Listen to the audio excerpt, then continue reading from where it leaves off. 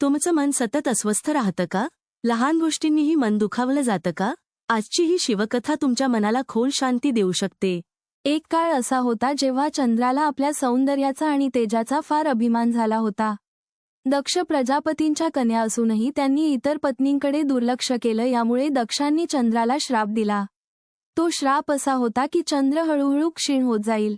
अत्यंत दुःखी होऊन चंद्र भगवान शिवाच्या शरण गेला.